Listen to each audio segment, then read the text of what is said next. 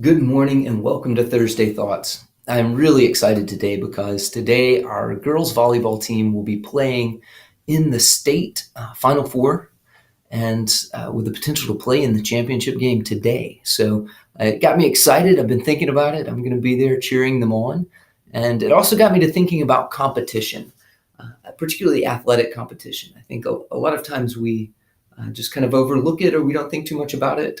But it is such a huge part of the human experience. And I think, like everything else, it's an opportunity for us to redeem that which we do. Christ didn't come just to give us heaven one day. He came to change the way we look at everything we do. And so athletics is a great opportunity to do that. It's such a blessing from God. I don't think we often think of it that way, but we get to do something that animals don't get to do. It makes us uniquely human. The idea of getting together and having competitions and creating games and rules for those games and all of that is part of being made in God's image and sub-creating. And it's a great blessing for us to be able to do that. I think often we take two views towards athletics that are wrong.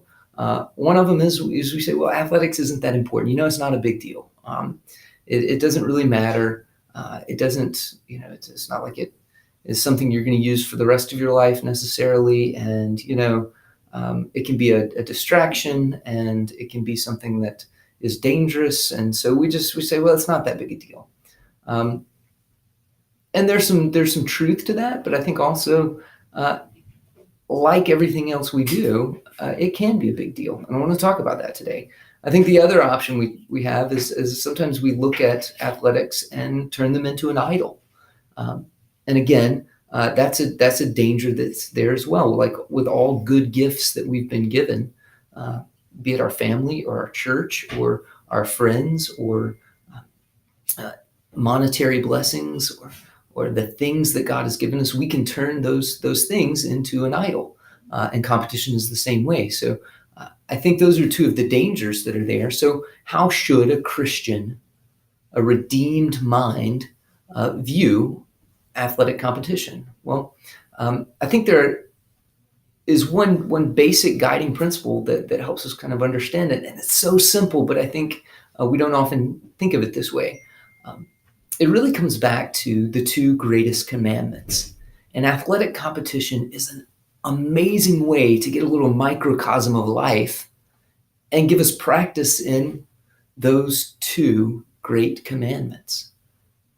Number one, love your neighbor as yourself. Athletic competition puts us in a situation where we are working with and against other humans. And it gives us an opportunity to stop and think, these are humans created in God's image. I may be in opposition to them right now. We may be struggling in opposite directions, but that never gives me an excuse or reason to treat them as less than human, because they are humans. They're made in the image of God. And so that's the hardest time to view someone as our neighbor, is when we're in opposition to them.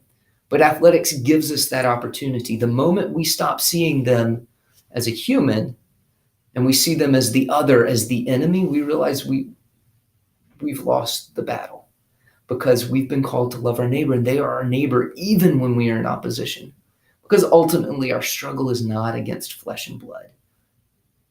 That's a hard lesson to learn, but athletics is a great training ground for that.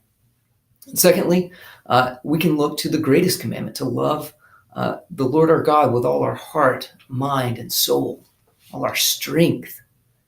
And athletics is a great place to do that. We can use athletics to build ourselves up, or we can look at it as a chance to honor and glorify God through the gifts He's given us. And I think a lot of times we go back and we say, well, athletics in the end, it's all going to burn up. It doesn't matter. But Scripture, 1 Corinthians 3 is actually clear that it may not all burn up. Now, we could go out and we could win the championship, or we could hold the world record. And if we did it for us, it will be gone forever. It will burn up. But my challenge, whenever I work with kids in athletics or in other areas, is to remind them 1 Corinthians 3 that there is only one foundation and it lasts. And we build on that foundation with materials that may burn up or may not. Athletics can be an opportunity to build with wood, hay, or straw, doing it for our own glory and our own selves, and in the end, watching it burn up. Or it can be an opportunity to do it for God's glory, for his kingdom, keeping him in the focus, glorifying him. And in the end, it can't be lost because it's part of his glory. And so just like our own lives, anyone who would find his life must lose it. If we want to live, we have to die. These are hard lessons to learn, but athletics can be a great training ground for that. So I hope today this has given you a different way to look at how we approach athletics and perhaps a little more redeemed view of understanding that God has given us this gift and we can use it for his glory. Thank you guys and have a great day.